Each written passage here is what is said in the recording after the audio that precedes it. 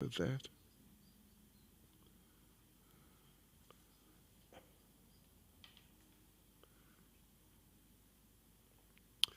Give me a few seconds.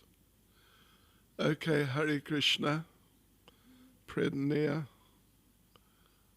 Programmer Zakonchitsa, Japa Programmer, Haribol, Uvidam Saporsha, Haribol, Haribol, Wachanrad Viditvas, Haribol. Okay.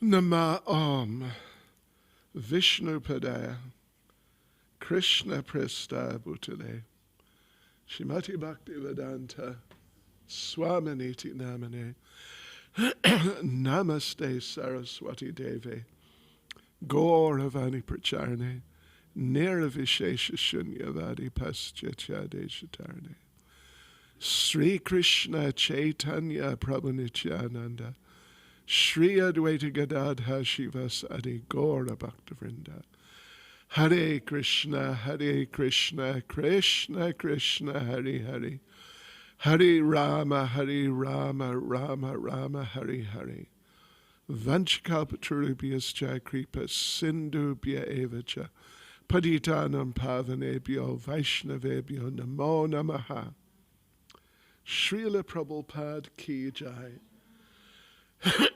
So devotees, well, I think you know where we're at here. You've been following it, I think, all of you pretty much. Now where Prabhupada's been he was in Calcutta first, staying with his sister, Pishima, who I also had some association with. Sort of. She didn't speak English, and at that, well, I don't speak Bengali. I mean, I can manage a few words, but she was nice. She was just really, she was just in her world with Prabhupada.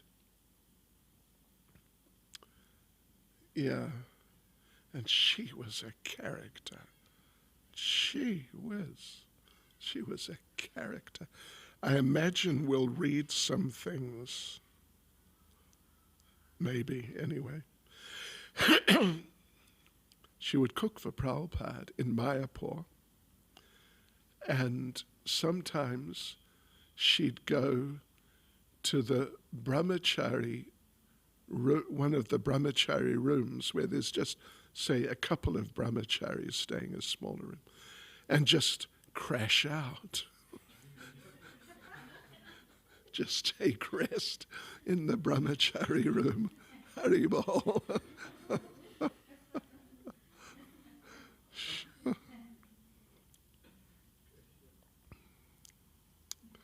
And Prabhupada called, sometimes when Prabhupada was asking where she was in Mayapur, because she'd come often when Prabhupada would be there, Srila Prabhupada would ask, "Where is the fat one?"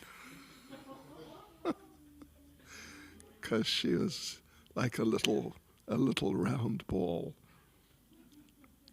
of Prabhupada consciousness. All right. So now, Prabhupada was there, then he went to Navadweep, which is about 130 kilometers from Calcutta, and about a 4-hour train ride in the sort of the very public train which stops everywhere.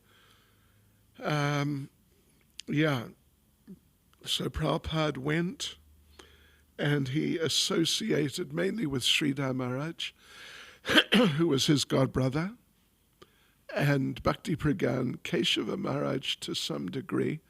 Bhakti Pragan Keshava Maharaj was Prabhupada's sannyas guru. And he actually encouraged Prabhupada, or really strongly, almost insisted that Prabhupada take sannyas when Prabhupada was living as a vanaprastha, staying in, the different ashrams, just a couple of 2 or 3 different ashrams at different times in Calcutta. Anyway, Calcutta, Navadvip. Yeah, so Bhakti Pragyan Keshava Maharaj really encouraged Prabhupada, almost insisted that you must take sannyas, and Prabhupada did from him. So they had a relationship, but Prabhupada had a deeper relationship with Sridhar Maharaj, who was a pretty amazing scholar, very knowledgeable person. They all passed away, of course, quite some years ago. Prabhupada's closest godbrother, there were not many of them who he really was close to, but the one he was closest to was Krishnadas Babaji Maharaj. I talked about him a little couple of weeks ago. He was interesting person, and he also he spoke English very fluently. And I told you the story you probably remember, how Radhanath Maharaj was moving around Vraj Mandal with Krishnadas Babaji Maharaj and serving him before he met Prabhupada, before Radhanath Maharaj met Prabhupada, before he joined ISKCON. He was in Vrindavan. But he would never speak, Krishnadas Babaji would never speak to him at all. And he would never speak with Krishnadas Babaji Maharaj because he assumed he didn't speak English, because he's this little kind of ethnic Bengali person. I also met him once, Krishnadas Babaji Maharaj. But one day Radhanath Maharaj had to ask him something, but he had to do it in English. So to get started, he said to Krishnadas Babaji Maharaj very slowly and carefully, he said, "Maharaj, do you speak English?" And Krishnadas Babaji Maharaj replied with a real West London, the Queen's English, Oxford University accent. "Actually, I think I speak English rather well." All right, but now they're back in Calcutta. And Prabhupada wanted to go and visit Radha Govinda, who he had worshipped, you could say, not exactly worshipped like as a pujari, but he would go and have darshan of Radha Govinda every day, the family deity of the whole extended big family, uncles and aunts and second cousins, and probably a family of 60 or 80 people who are all related to each other one way or another. And they're a real family unit. So he would go from his infancy, when he'd be taken in a pram, right through till he got married, basically. I'm not even sure age he was. He was in his 20s when he got married, I think. So Prabhupada's gone there, but he's really disappointed because the deity is just not being looked after as he was previously. He's just in some room, upper room, out of the way, and in the main temple room, sort of kirtan hall temple room, he's been replaced by a big deity of Kali. Because Calcutta, Bengal, West Bengal, and Bangladesh, Kali, sort of almost like Kali rules. So, even, we find in some places, in Badrinath. Did you come to Badrinath with us? Yeah. Badrinath, there's a place, Lakshman Jula, which is a place of Lakshman, the brother of Lord Ram. But now, so the temple's still there, but now in the main place is a temple of Lord Shiva. Who's got nothing to do with the place. It's amazing, Even Bhaktivinoda Thakur's birthplace, Birnagar, they've got a whole lot of little Shiva temples. Anyway, it's not easy in Kali Yuga.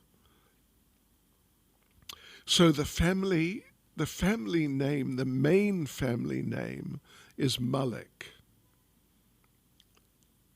The Maliks regarded Prabhupada more as a relative than as a spiritual leader. To them, he was a hometown cousin who had done something successful in America. Narendranath Malik, a childhood friend of Prabhupada's, called Prabhupada Dada, brother, and regularly joked with him.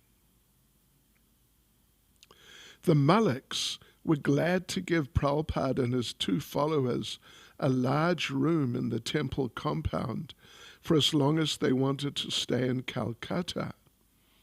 Prabhupada set up his usual arrangement, a mat on the floor, a low table for a desk, and beside the desk, his few possessions. Here he could study and write, receive guests or rest. Daily some local women brought Prabhupada and his disciples simple prasadam in a tiffin. The Kali Puja celebrations drew large crowds into the main hall before the Kali deity. And Prabhupada gave regular lectures there from Srimad Bhagavatam. He also spoke in the homes of various Malik families. The hosts, members of the dwindling Bengali aristocracy, would offer Prabhupada and his disciples Radha Govinda Prasadam, cut fruits, water chestnuts, minced ginger, and soaked salted mung beans.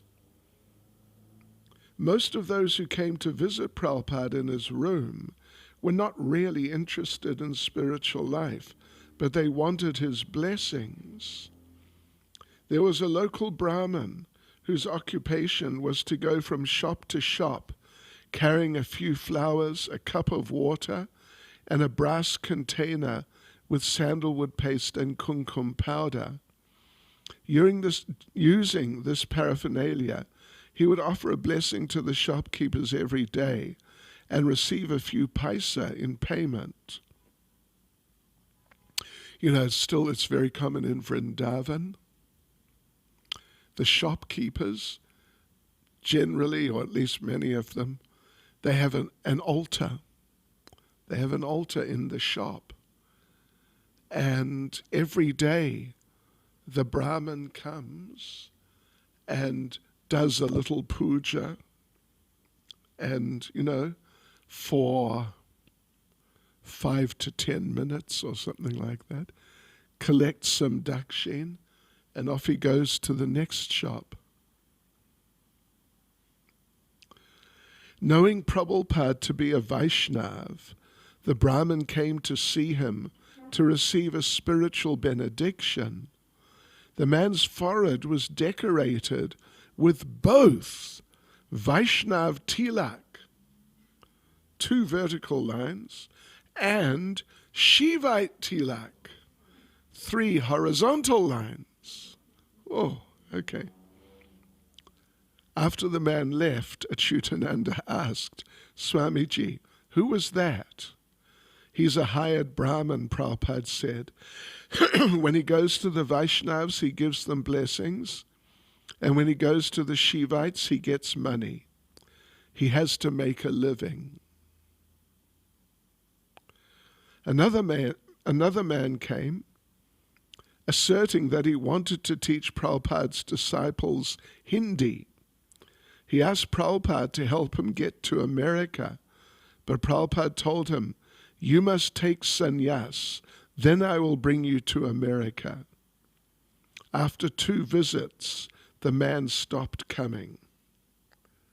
A Malik relation, a small, bald, bright-eyed man, came by one day carrying a book entitled Interesting Studies. Haribol. Sounds interesting. He posed philosophical questions, simple queries about karma, jnana, and bhakti, but then would interrupt Prabhupada and answer them himself. Finally, when the man asked one of his questions, Prabhupada replied, so what is your answer? The man gave a general answer. But later when Prabhupada began explaining that Lord Krishna, the speaker of Bhagavad Gita, is the Supreme Personality of Godhead, the man interrupted. You may call God Krishna, call him Shiva, call him no, Prabhupada said. Krishna is the Supreme Lord, and all others are demigods. The man became a little nervous and quoted a popular Bengali impersonalist who taught that all gods and all methods of worship are the same. He's an upstart, Prabhupada said. That is not the teaching of the Gita. What is this other teaching? It is all utter confusion. If you go on speaking like this, the man said angrily, I'll have to leave this place. Please don't criticize this Paramahansa. Sounds like it's Ramakrishna. Or maybe Vivekananda. So please don't criticize this Paramahansa. Why not, Prabhupada said. He's a concoctor. The man got up and left, calling out, you don't know Krishna, as he left the room. Prabhupada turned to Achyutananda and Ramanuja and smiled. Every time you introduce Krishna, they say, why only Krishna? But that is what Krishna says, Mata Parataram Nanyat. There's no truth superior to me. These rascal impersonalists have ruined Bengal. One day a man gave Prabhupada a 200 rupee donation. And Prabhupada immediately asked the pujari for an old set of Radha Govinda's clothes, gave the clothes to some of the temple ladies along with the 200 rupees, and asked that the ladies make gold-embroidered dresses for Radha Govinda. Radha Govinda are taking care of us, he said, so we can take care of them also. Ramanuja's beard was huge. Looking like an ordinary hippie, he misrepresented Srila Prabhupada wherever they went. Prabhupada told Achyutananda, "Tell your friend to shave." Achyutananda and Ramanuja talked, but Ramanuja wouldn't shave. You know, he's an initiated disciple of Prabhupada. But those were different days. There was sometimes really a lot more flexibility. Wanting Ramanuja to agree on his own, Prabhupada didn't ask him again. But when a copy of the latest Back to Godhead magazine arrived from the States, Prabhupada got an idea. 2 illustrations in the magazine showed Haridas Thakur converting a prostitute. After her conversion, the prostitute had shaved her head. Showing the pictures to Ramanuja, Prabhupada asked, "What is the difference between this picture and that picture?" "I don't know, Swamiji," Ramanuja replied. "No," Prabhupada said, pointing to the pictures. "What is the difference in this picture?" "Oh," this is Ramanuja. "Oh, she's a devotee."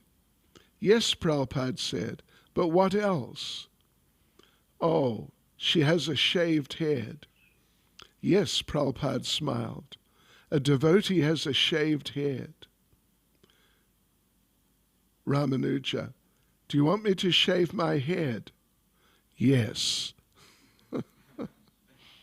Ramanuja shaved, but within a few days he began growing his beard and hair back. From now on, Prabhupada told Achyutananda, no more cheap initiations. They have to know something. Ramanuja hung on. Prabhupada wanted Ramanuja and Achyutananda to remain in India after his departure and continue to try for the American house in Vrindavan.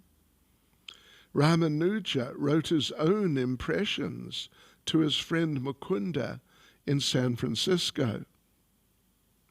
Quote, "Please be advised that we're doing all we can to get him off as soon as possible, but this primitive Indian government is putting obstacles in our way. The man who could have given Swamiji clearance for his P-form has just drowned. So the clearance has to be made in Bombay. This is the delay.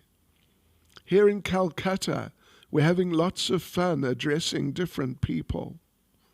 Swamiji makes Achyutananda and myself give a short speech. I'm becoming more and more expert at this.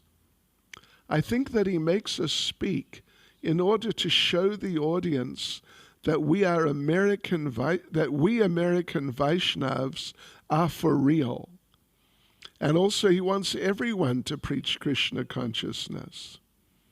It is very difficult to take care properly of Swamiji's health here. For one thing, it is a big thing to serve sweets in India, and it is impolite to decline. Also, we get all kinds of visitors. We've not been able to go to bed before 11 o'clock, and Swamiji automatically wakes at 3. In this respect, the people here are very inconsiderate. But if Achyutananda and I ask them to leave, they will ask Swamiji if they should, and Swamiji, of course, says no. Anyway, his heartbeat is a little fast, and sometimes it is alarmingly fast. So I suggest that you get a good heart specialist to see him. Please arrange for this doctor, and above all, make sure that Swamiji gets plenty of rest. You need not restrict visitors too strictly, because if the company is good, Swamiji seems to enjoy visitors. Please do all you can to get Swamiji's beat to normal again. His chariot needs to be fixed up so that he can remain on this earth for at least another 10 years. Knowing that Swamiji would soon be returning, the devotees in America began to increase their entreaties, each group asking him to come to their particular city. On November the 4th, Prabhupada wrote Mukunda, "As you say that my absence is being felt now surely more deeply than ever, so I also feel to start immediately without waiting." And to Mukunda's wife, Janaki, he wrote, "Every minute I think of you. And as you asked me to go to San Francisco while returning from India, I'm trying to fulfill my promise. I'm thinking of going directly to San Francisco." And at the bottom of the same letter to Mukunda and Janaki, Achyutananda added a health report, quote, "Swamiji is looking healthy and living and working regularly, but his pulse rate is generally too fast. Last night it was 95, unusually fast even for him, as it generally hovers between 83 and 86, unquote. Prabhupada decided not to wait any longer on the chance that Mukunda might secure him permanent residence. "I want to return to your country where there is good air and good water," he told Achyutananda one day. "Every day we're receiving letters that the devotees want me there. I thought that in my absence they might deteriorate, and I was reluctant to even come to India. But now I see that it is growing. There is need for me to go and supervise the expansion. So I want to go back. The only impediment now seemed to be a delayed P form, a clearance from the Bank of India required for an Indian citizen traveling abroad. Quote, I'm just ready for starting for America. But as you know, our competent government is very slow in action. The P form was submitted almost a month ago, but still it is undergoing red tapeism. The visa was granted to me within half an hour. The passage money was deposited within 2 days. But unfortunately, the Reserve Bank of India is delaying the matter unnecessarily.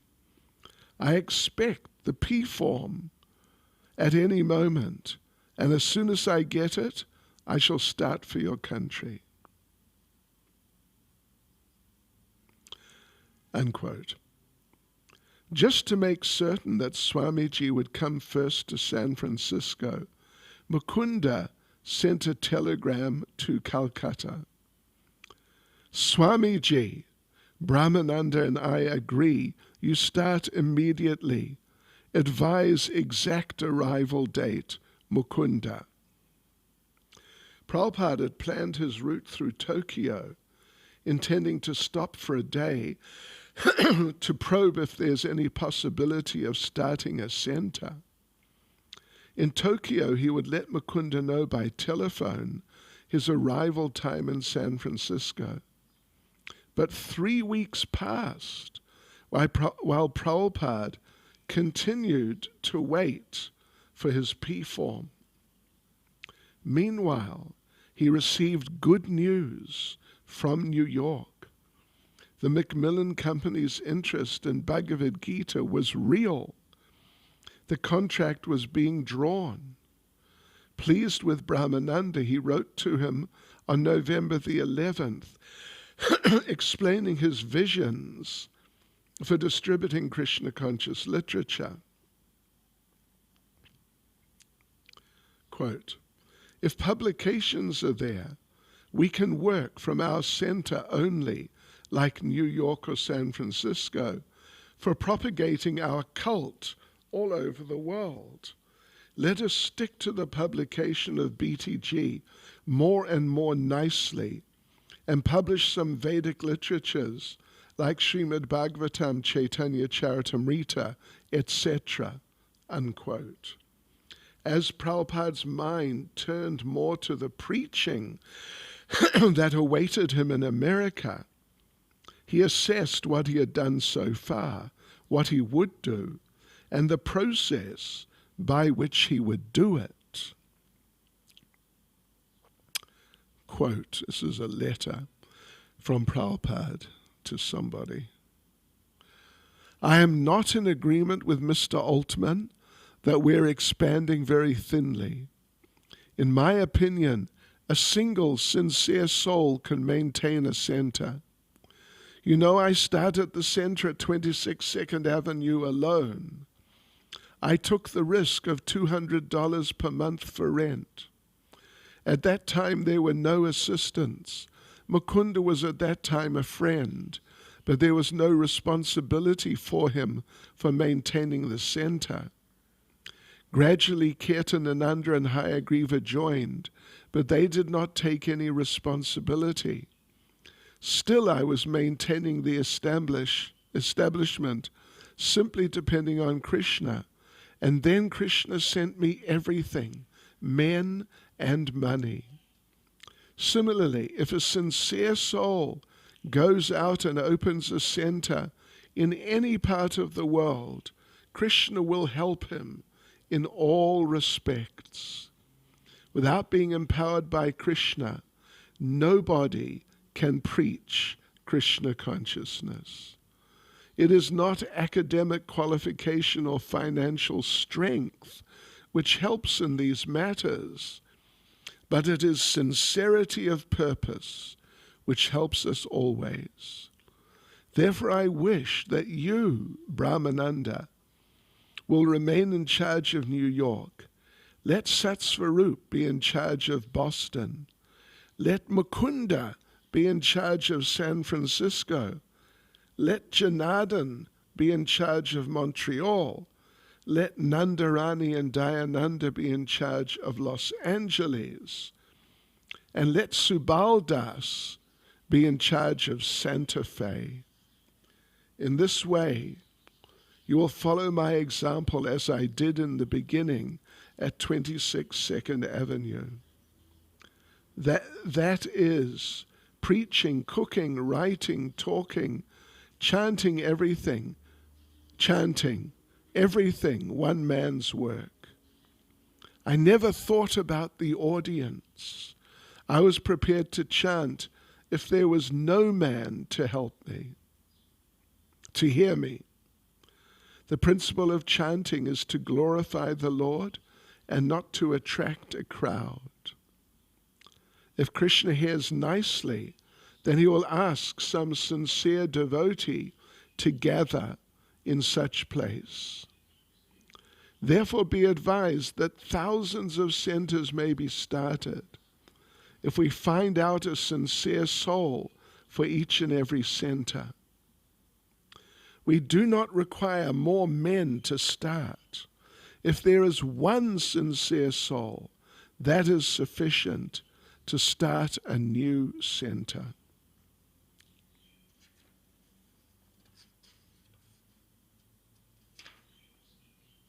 Unquote. On November the 12th, Srila Prabhupada wrote to Krishna Devi. Not Krishna, Krishna, long A. Devi, so it's a lady with the name Krishna Devi. Krishna with a long A is the name of Draupadi. So Prabhupada says, I'm coming soon to San Francisco. I shall let you know the exact date sometime next week. I'm coming over very soon to see you when everything will be adjusted. Hope you are well. And the health notes from Achyutananda continued to arrive, in America that is. Quote, "Please tell the devotees out there to take good care of him. It is a very hard task, trying to restrain him from overworking himself, but they must be strict. He still has to take his medicines and get his massage every day." On November the 20th, Prabhupada dispatched by boat to New York more than 800 copies of the first 3 volumes of his Srimad Bhagavatam. And on the next day, his P-form finally cleared. Immediately he booked passage on Pan American Airlines and sent a cable informing Mukunda that he would arrive in San Francisco on November 24th at 12:45 p.m. But again his departure was delayed, this time by a strike by the Communist Party in Calcutta. Businesses closed. Cars, buses, rickshaws, and trains stopped running. Riots broke out. There were murders and assassinations. Meanwhile, Prabhupada remained at the Radha Govinda temple. Quote, "My return to your country is already settled, but due to a petty revolution in Calcutta, I'm not able to leave. Our San Francisco friends may be very anxious because I sent them 2 telegrams, one informing them of my arrival and the other cancelling it. Future arrangements are pending."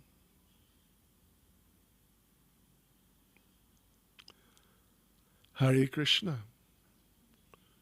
Srila Prabhupada ki jai. Any comments or questions?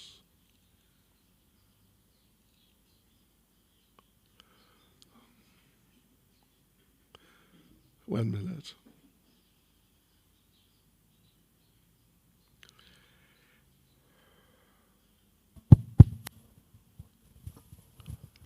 Maharaj, how do we come to the stage of chanting offenselessly?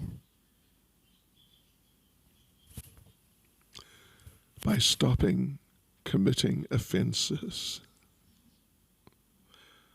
Yeah. You know, I've mentioned on numerous occasions one time when I was in Srila Prabhupada's room, or his main darshan room, in Bhaktivedanta Manor, probably 74. I think 74. So yeah, it was a darshan and there was not a lot, maybe 10 devotees or something. And one devotee asked Prabhupada, the devotee actually read from Nectar of Devotion. He read from Nectar of Devotion. Let me just see if I can find it. What he read. And from I think it's the 8th chapter. Let's just see.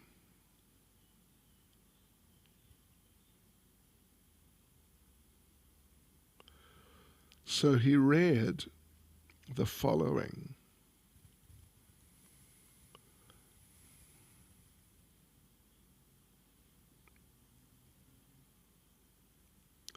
Okay, so he read the following, that even when a person becomes an offender unto the Supreme Personality of Godhead himself, he can still be delivered simply by taking shelter of the holy names of the Lord. Hare Krishna, Krishna Krishna, Hare Hare, Hare Rama, Rama Rama, Hare Hare. In other words, the chanting of Hare Krishna is beneficial for eradicating all sins. So what that means is even if a person performs what we call seva aparads, the first of which is from this 8th chapter. Who amongst all of you, are you Bhakti Shastri? Ah, well, what's the first of the offences, seva aparads from the 8th chapter of Nectar of Devotion? Any of our seniors here? It is to enter the temple room with shoes on or in a palanquin. We don't expect, palanquins we don't really use much at all, particularly, maybe for deities sometimes. Yeah, so that's the first of the seva aparads. There's around 60 altogether.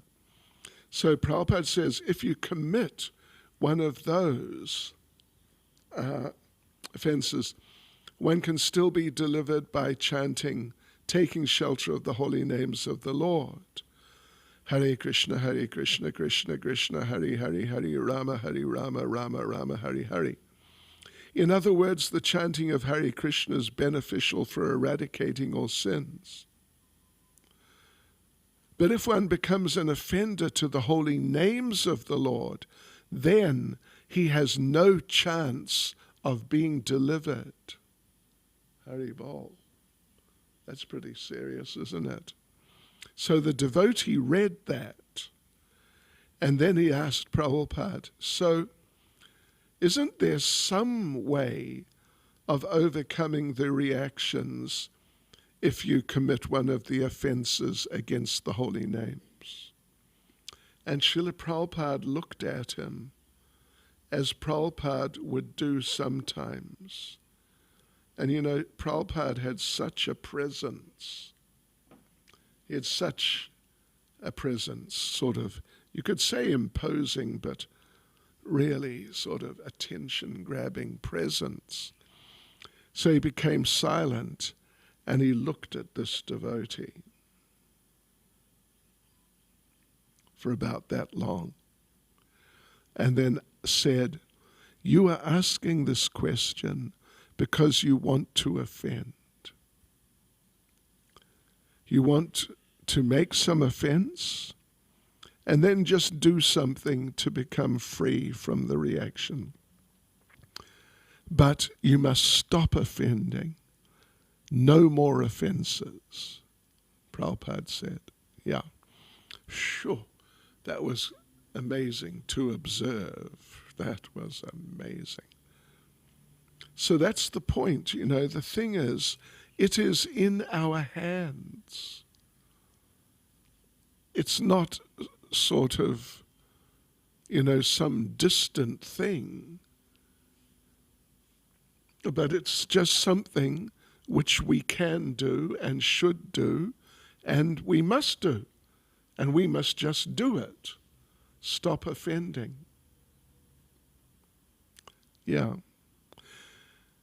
We say sometimes Bhaktivinoda Thakur gives a suggestion, you could say, that if you want to become free from the 10 offenses, don't simply sit there, like watching yourself. Am I doing this offense? Am I doing that offense? Although, sometimes we definitely got to watch ourselves anyway. But Bhaktivinoda Thakur says you should do the opposite. Instead of blaspheming the devotees, you should glorify the devotees. Instead of saying that the names of the demigods are not equal to the names of Krishna, you should glorify the names of Krishna. Instead of not disobeying the orders of the spiritual master, of course you should not disobey them, but instead of just focusing like that, you should make a point of enthusiastically following the instructions of the spiritual master. It's pretty nice. Positive solution. Okay. Thank you, Maharaj. Anyone else? All you intelligent devotees.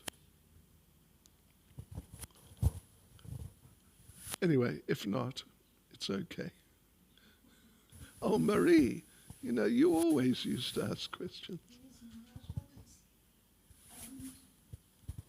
It's not really related to the class, but Maharaj is going to start the next class, not Bhakti Shastri, but the other, what is the Bhakti name? Vaibhava. Bhakti Vaibhava. So if we haven't done Bhakti Shastri, can we do Bhakti Vaibhava and then do Bhakti Shastri afterwards? Well, you can sit in there and listen, but you wouldn't, as I understand how it works, you wouldn't be able to sit the exams and get the Bhakti Vaibhava sort of diploma or Right. like that. That's how I understand it. Thank you, Maharaj. And then, Maharaj, if we have some talent, say painting, and you feel that it's really part of your soul, is it wrong to still desire to paint? No, it's good as long as you use it for painting in Krishna consciousness. You know, something connected with Krishna consciousness in one way or another. Right, thank you. Yeah? Thank you, Maharaj. Okay. Hare Krishna, devotees. Srila Prabhupada ki jai.